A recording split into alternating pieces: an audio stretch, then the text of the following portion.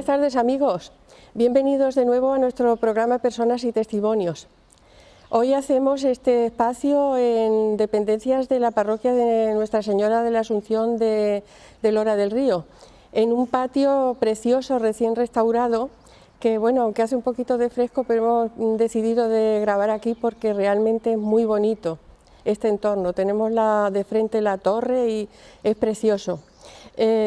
Hoy vamos a recibir el testimonio de una persona de aquí, de esta parroquia, que es Enrique Román Sedano, cordobés él, nacido hace 56 años, está casado con una chica de aquí de Lora y tiene dos hijos de 25 y 21 años respectivamente, chico y chica, y de profesión es profesor en la Escuela de Formación Profesional de Cantillana, ya que realizó estudios de graduado social y desde 1987 pues ejerce esta profesión. En la segunda parte del programa hablaremos también con este señor del tiempo litúrgico del Adviento en el cual nos encontramos. Enrique, muchísimas gracias por estar aquí.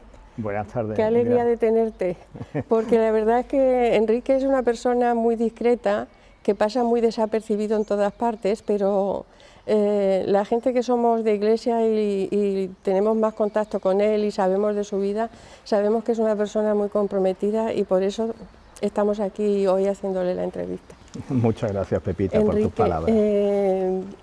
Lo primero de todo, ¿cómo te viniste desde Córdoba a Lora del Río?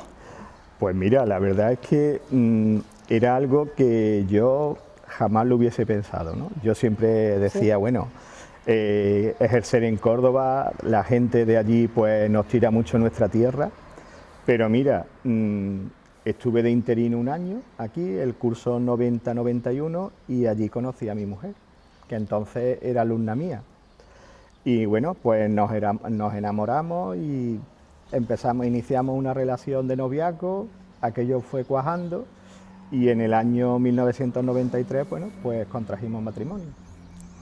Y desde entonces, bueno, pues felizmente casados. Qué bien, me alegro mucho. Nos interesa mucho conocer sobre todo sobre tu vocación cristiana. ¿En qué etapa de la vida surge esa vocación? ¿Cómo surge? Mi familia no era una familia de una gran vida cristiana. Nosotros somos 5 hermanos, los 5 varones, pero con mi madre nos criamos 3. Sí. Y mi madre no era una persona muy religiosa, total que nosotros no teníamos un ambiente muy religioso en casa ni nada por el estilo. Lo que pasa es que yo tuve la gran suerte que con 16 años o así, un grupo de amigos de los que yo me relacionaba allí en Córdoba, en mi barrio, pues ellos frecuentaban unos salones de un grupo religioso que entonces era FIMES. Y bueno, pues con la curiosidad propia de la edad, yo empecé a frecuentar estos salones, a conocer la gente de allí. Este grupo FIMES es un grupo que nació en Málaga, lo fundó Diego Ernesto Wilson Plata, un sacerdote malagueño que estudió en el seminario de Sevilla y se hizo sacerdote aquí en Sevilla.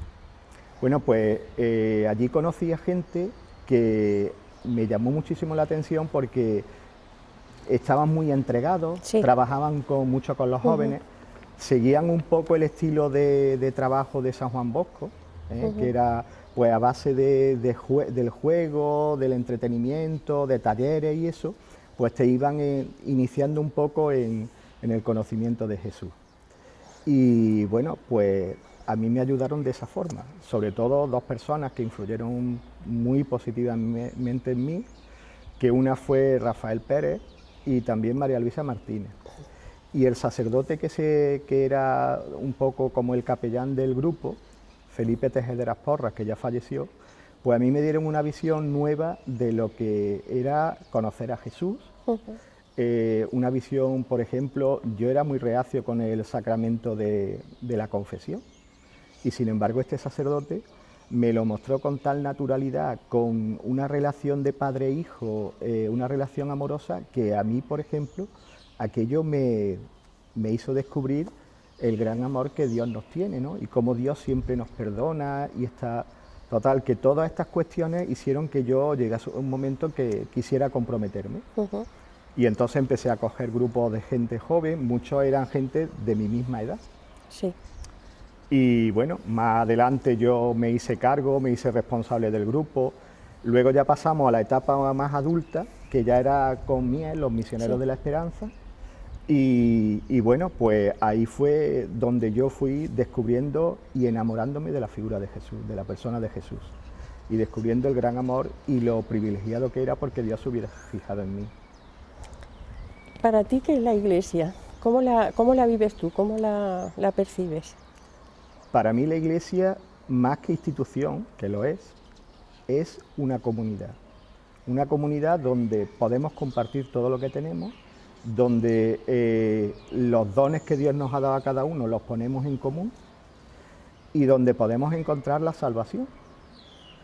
Yo muchas veces cuando en catequesis les explico, sobre todo en la catequesis de confirmación de adultos, le explico a esta gente que se acerca para prepararse para confirmarse, que muchos son alejados de la Iglesia, que tienen muchos prejuicios, bueno, porque sobre todo identifican Iglesia con institución, ¿no? Sí.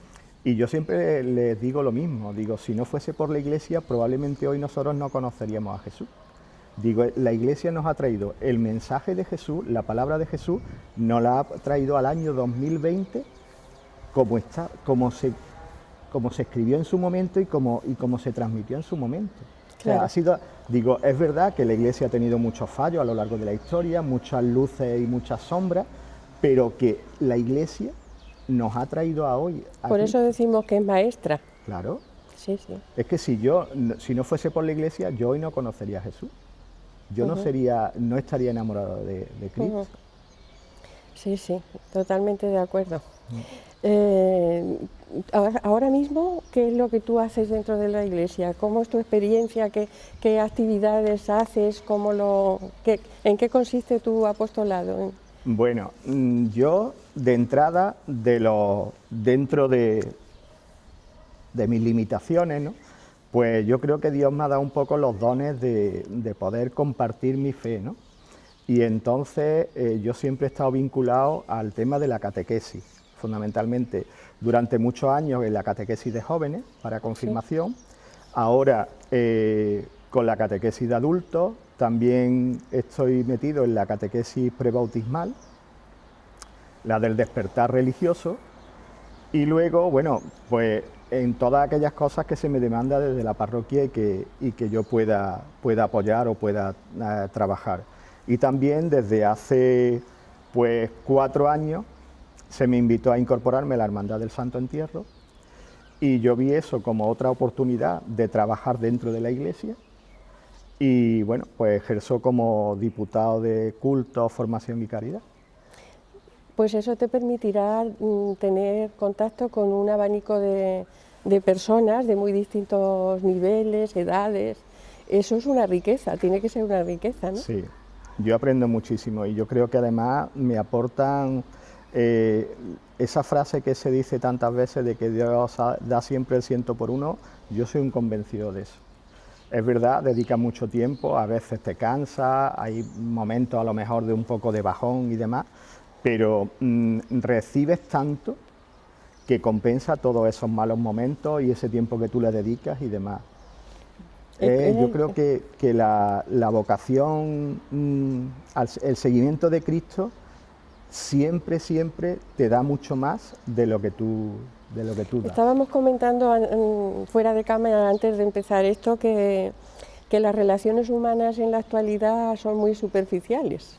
Estábamos hablando de otro tipo de vivencias, de cosas, y decíamos que son muy superficiales, pero quizá los que tienen o los que tenemos la suerte de servir dentro de la Iglesia con determinados grupos humanos nos permite tener una relación más profunda con esas personas.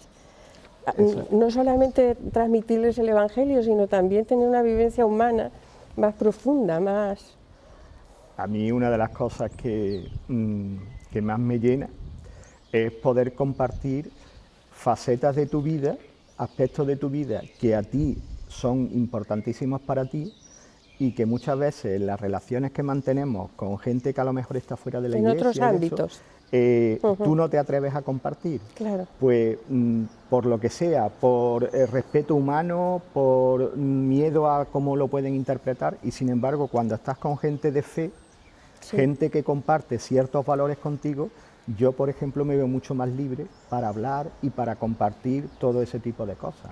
Y te ayuda a crecer a ti como Por persona, supuesto, muchísimo. Sí, sí, claro, Sí, sí. eso es así. Es que quizá el contrastar nuestras experiencias espirituales, cristianas, es absolutamente necesario. Y no se dan muchos ámbitos en los que se pueda hacer. Sí, mira, una de las cosas que, por ejemplo, en la sociedad nuestra se ha desterrado es el tema, por ejemplo, de la muerte. Parece que nadie quiere hablar de la muerte. Bueno, ahora estamos en esta situación tan trágica de la pandemia, pero normalmente el tema de la muerte. Bueno, pues el poder hablar con personas que han sufrido la muerte de personas cercanas, de hermanos o de padres, y que te abran el corazón y te hablen de lo que ellos sintieron, de cómo vivieron ellos ese duelo, todo eso es que te hace unirte a ellos y en cierto modo ver muchas veces la trascendencia que hay detrás de esos hechos. Claro. De nosotros que como creyentes, bueno, pues creemos en la vida eterna, creemos que nosotros esto es un tránsito por aquí, pues muchas veces si nos dejamos guiar por lo que la sociedad nos va mostrando y tal, pues parece que es que todo se acaba aquí. Y sin embargo, cuando tú experimentas ese tipo de cosas, eres capaz de hablar, de transmitir, de vivenciar todo eso, a mí, por ejemplo, me llena muchísimo y además me enriquece como persona. Claro, en medio de toda el drama, porque realmente está siendo un drama esto de la pandemia. Yo creo que como estamos inmersos en ello todavía no apreciamos la dimensión que realmente a nivel mundial tiene esto. Pues es curioso que también dentro de esta situación de drama podamos tener la oportunidad, como tú estás explicando ahora, de sacar algo positivo de ello. Y es precisamente en ese contacto humano con la gente que sufre, con la gente que forma parte de la esencia cristiana. El contactar con la gente que sufre, el acompañar, aunque sea, no sé, un rato de charla o por el teléfono, eso es positivo en cuanto al ser cristiano. Es que yo creo que eso debe ser como una prioridad para nosotros. Yo en nuestra sociedad y en los cristianos veo ahora mismo dos grandes peligros. Uno de ellos para mí es la mediocridad. Es decir, vivimos una vida en la cual nos limitemos a nuestro trabajo, a nuestro entorno cercano y no seamos capaces de mirar más allá, de mirar las necesidades de los otros, de mirar por qué situación están viviendo, por qué están sufriendo. Hace poco, bueno, lo hemos visto en los medios de comunicación, en las redes sociales, cómo hay gente que está siendo, incluso porque están trabajando de enfermeros o de médicos y eso, están siendo rechazados por sus propios vecinos. La gente no quiere determinados contactos con determinadas personas que están haciendo tanto bien. Para mí ese es uno de los grandes peligros que tenemos y otro es la indiferencia. Es decir, estamos tan cerrados en lo nuestro que no queremos saber nada de los demás. Y muchas veces eso lo que hace es que estemos todo el día quejándonos, la culpa se la echemos siempre a los demás. A mí, por ejemplo, cuando las autoridades en estos tiempos, pues se abrió un poco este verano todo el tema de que pudiésemos salir más a la calle, pudiésemos viajar y tal, y se apelaba muchas veces a la responsabilidad de las personas. Y me resulta muy triste ver cómo muchas veces haya que acudir a la prohibición, al miedo a la multa, al miedo a la coerción y tal. Y no a la responsabilidad Exacto. personal, claro. Y no somos conscientes de eso, porque no nos ponemos... El que no lo ha sufrido en sus carnes no es capaz de ponerse en el sitio del que lo ha sufrido. Y hay muchísima gente que lo está pasando mal. Ha habido mucha gente que ha sufrido en su familia la muerte de gente cercana, gente que se ha quedado en el paro, que está sufriendo la soledad, etcétera, etcétera. Y, y esa indiferencia muchas veces a nivel social, y yo me da miedo y me preocupa que nosotros muchas veces nos contagiemos de eso. Pues sí, la verdad es que a mí me pasa lo mismo que a ti. Se habla mucho de que los cristianos debemos estar atentos a los signos de los tiempos. Yo entiendo por los signos positivos, por algo que nos haga andar, que nos haga mirar más allá de los dramas y de los...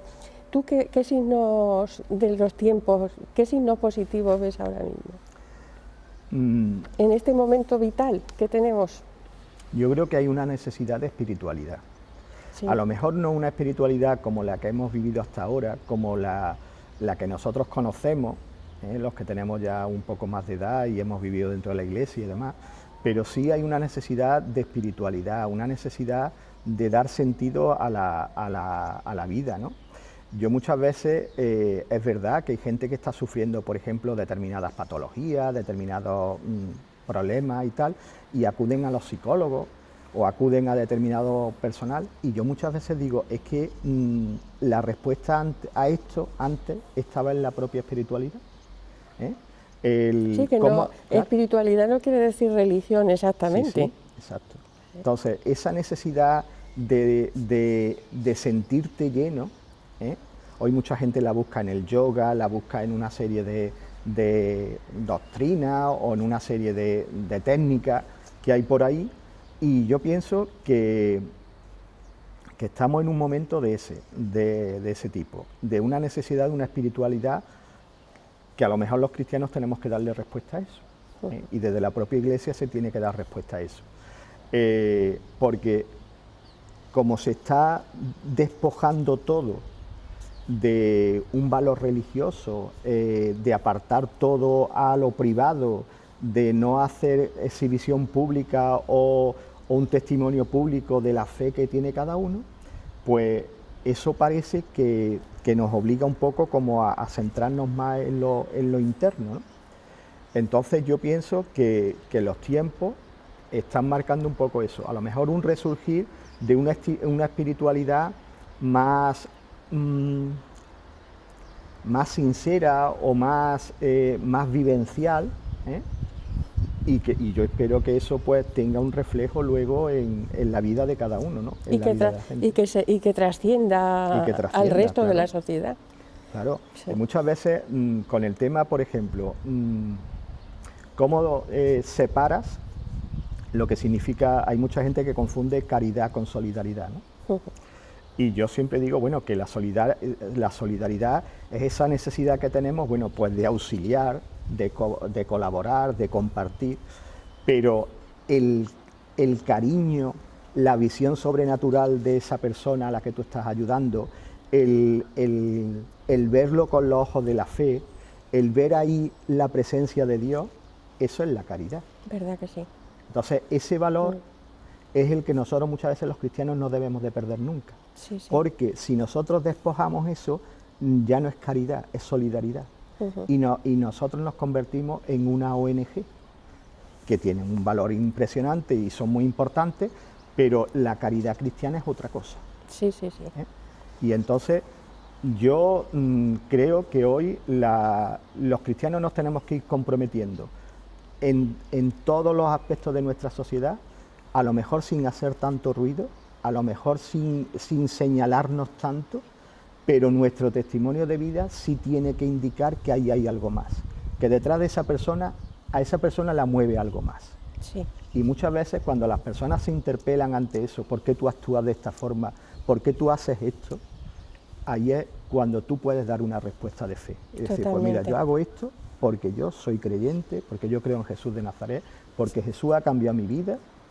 Y eso es el testimonio. La verdad yo pienso que muchas veces hasta parece que los que somos cristianos hasta tenemos como reparo en mostrar nuestras creencias y mostrar porque estamos bastante denostados a nivel social. Y te da como un poco de reparo, pero entiendo, estoy de acuerdo con lo que tú dices, de que hay que romper esos prejuicios y esos miedos y y abiertamente, no solamente confesarse de palabras, sino también con la obra. Además, de verdad. Bueno, Enrique, pues nada, estamos en un tiempo importante dentro de la liturgia de la Iglesia, que es el tiempo de Adviento.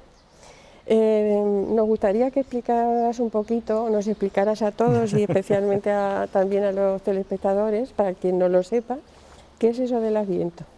Bueno, pues el Adviento para la Iglesia es un tiempo de preparación, ¿no?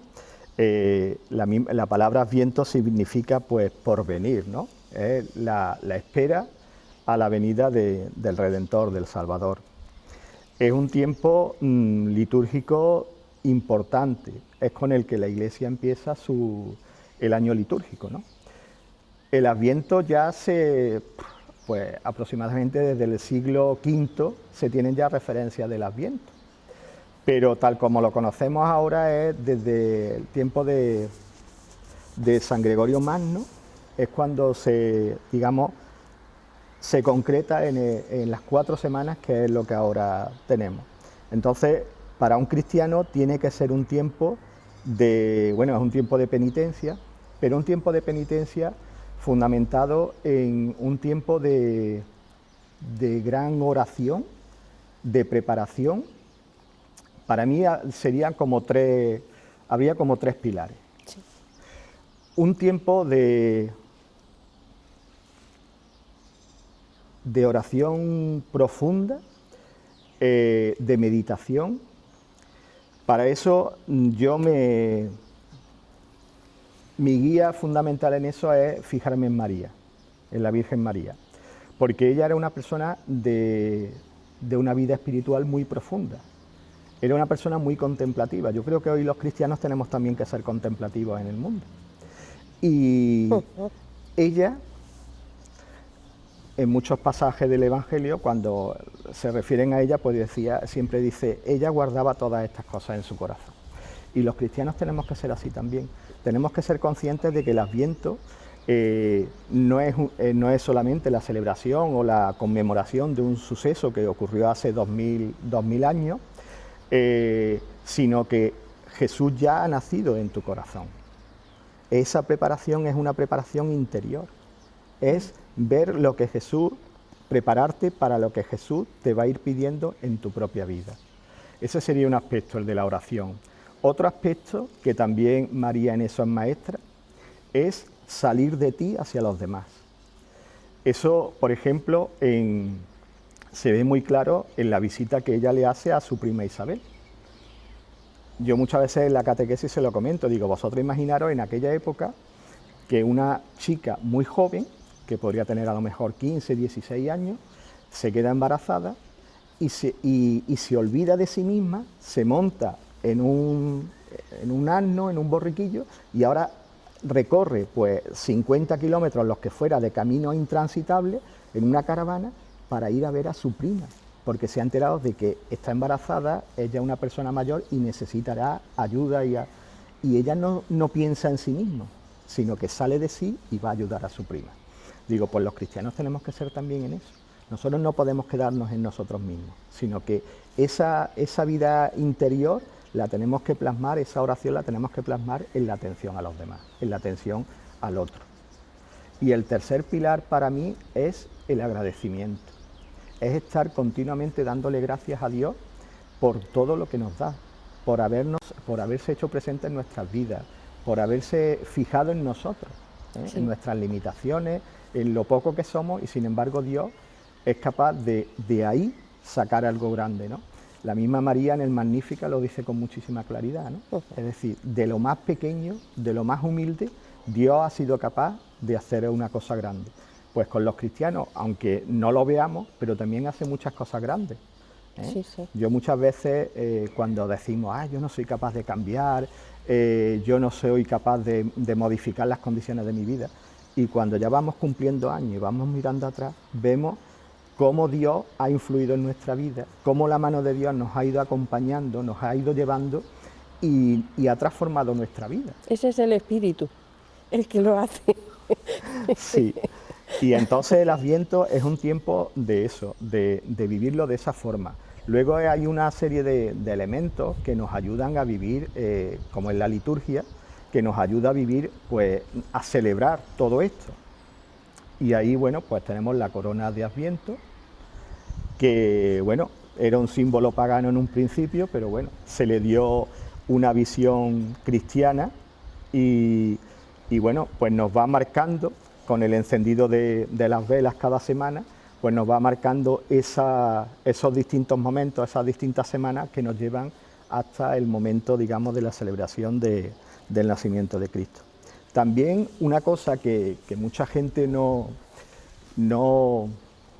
es consciente, pero la Iglesia en el tiempo de Adviento no solamente nos preparamos para el nacimiento o para conmemorar el nacimiento de Cristo, sino también nos prepara para un acontecimiento escatológico que es la venida, esa preparación a la venida de Jesús al final de los tiempos.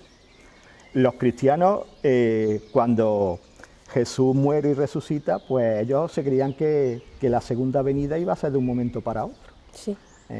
Y entonces, bueno, pues ahí lo vemos en las cartas de Pablo, los mismos evangelios, pues era eso, como una espera impaciente porque la venida iba a ser próxima. Bueno, pues han pasado 2000 años y aquí seguimos. Pero sí es verdad que la venida se está produciendo continuamente. O sea, Jesús está continuamente llegando a nosotros. Lo que pasa es que nosotros muchas veces cerramos la puerta, preferimos mirar para otro lado y no somos conscientes de eso. Y que luego, bueno, pues nosotros que tenemos un sentido trascendente de la vida es finita y pues aquí todos estamos de paso y algún día nos moriremos y no sabemos cuándo. Por desgracia, hay mucha gente que se muere de improviso y se cree que va a vivir toda la vida. Entonces, es también prepararnos para ese momento. Ese paso. Bueno, pues la verdad es que es muy bonito lo que nos has expuesto. Algunos de los aspectos que tú le has resaltado del Adviento no había caído yo en ellos. Y eso que soy cristiana vieja.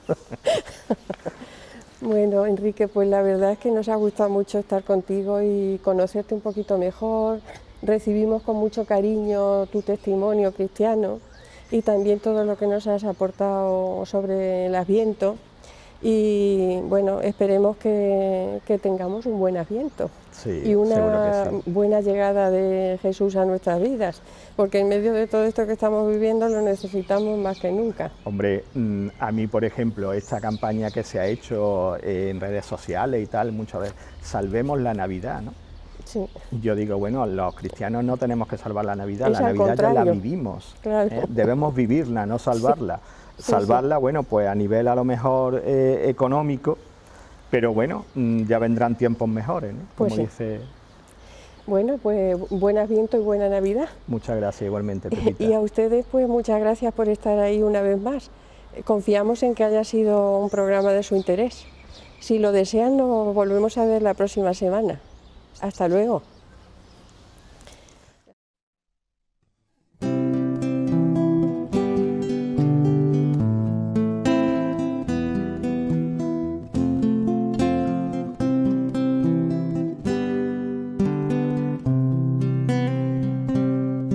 Esperad, no os canséis de buscar, velad porque por fin vendrá. ¿No notáis que crecen ya la luz, la vida, la humanidad? Derribad cada muro y alzad vuestros brazos para abrazar. Allanad los caminos, dejad al corazón hablar.